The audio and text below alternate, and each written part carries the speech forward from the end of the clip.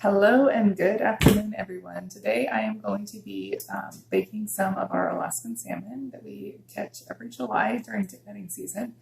And I'm just going to show you my simplest, easiest way to prepare it. And so I have my ingredients out. This is going to go in the air fryer in a minute. I have a fresh lemon. This is actually arrived today from Arizona. My mother-in-law has a really nice lemon tree. I have some granulated garlic, Himalayan pink salt, and I'm going to put some freshly cracked pepper on my salmon. And I have prepared my baking sheet. I like to put a piece of foil down because we don't have the skin removed on our fillets. And so then when we go to serve it, the skin actually sticks to the foil and it makes it ultra convenient to serve. And then I can just throw away most of the mess. If I need to wash my pan, I can. So my salmon has been in the sink. It was rinsing because we prepare it at a campsite, and so sometimes it can be a little slimy. I like to just give it one good rinse to make sure anything that's left from processing is off of it.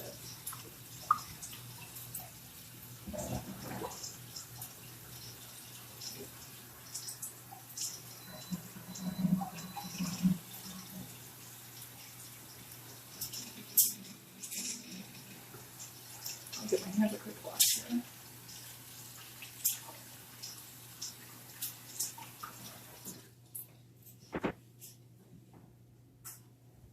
Grab some paper towels. Now that I have my salmon out of the sink, I'm just going to pat it dry to get some of that extra water off of it. Honestly, it's not going to hurt it, but it doesn't need to be there, and that's fine.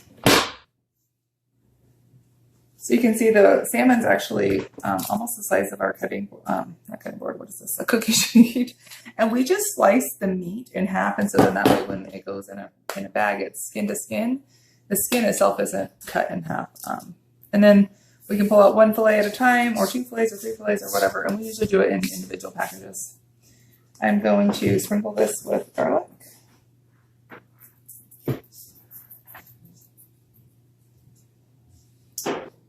And this is, what is this?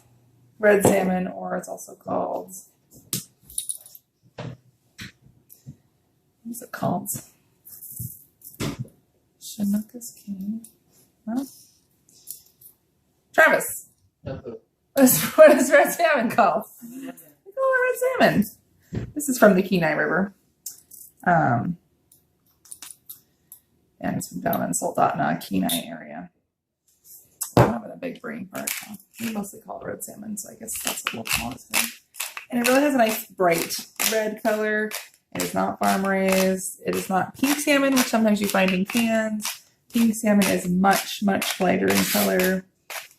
And there's also king salmon, which is maybe just a little bit rarer. Depending on what kind of fishing you're doing, you might have more king in your freezer. Kings are huge, especially the females.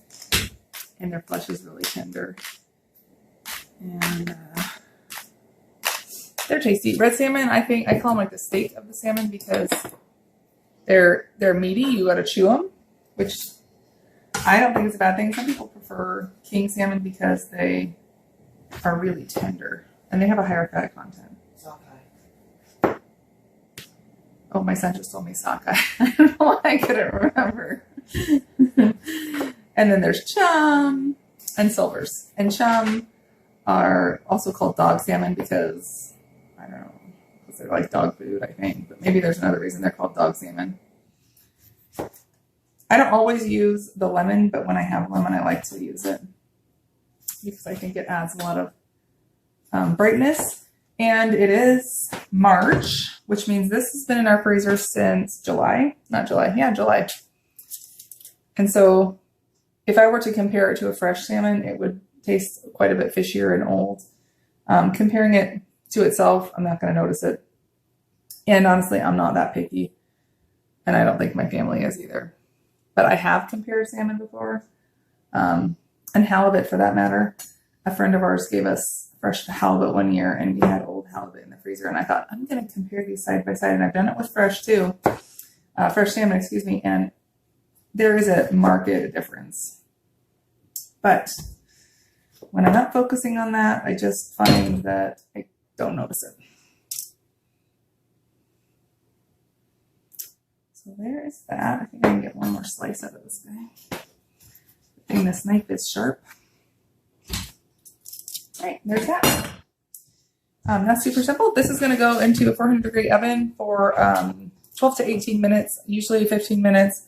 You'll know it's done because it'll start to get white protein coagulation on the top. And then if you need to, you can just kind of like see if it's flaky, but you don't want to overdo it. Salmon isn't super moist, and so it can dry out if you overcook it.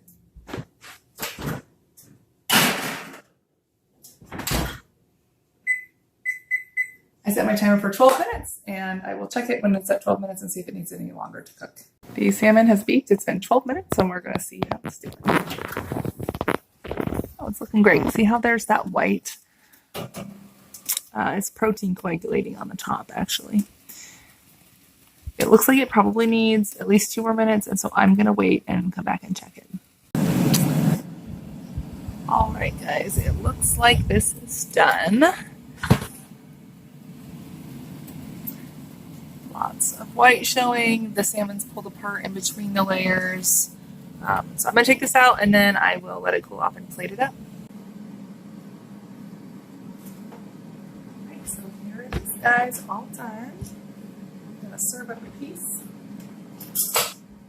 And I realized that you might not have fillets like this available to you. Costco sells awesome Atlantic wild Alaskan caught salmon, and that's a good option.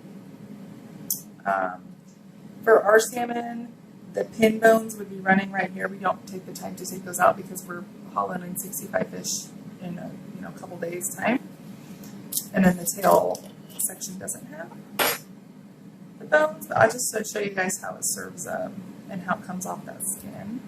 I'm just going to take a portion here. I like that lemon to stay on there.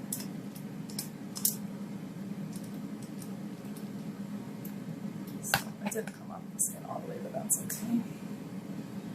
I'll do that.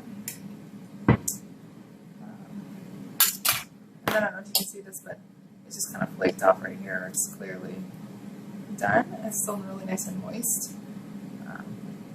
This is the piece that flaked off when I went to serve it, but it's really nice and moist. Tender, lots of flavor. And there was a little bit of skin to stuck to that one, but we'll just not eat that when we get to it. Super delicious. Definitely cook fresh when you can. And if your resources are like this, it's available to you, well, use what you can find and just make the most of it. But it's super simple to make.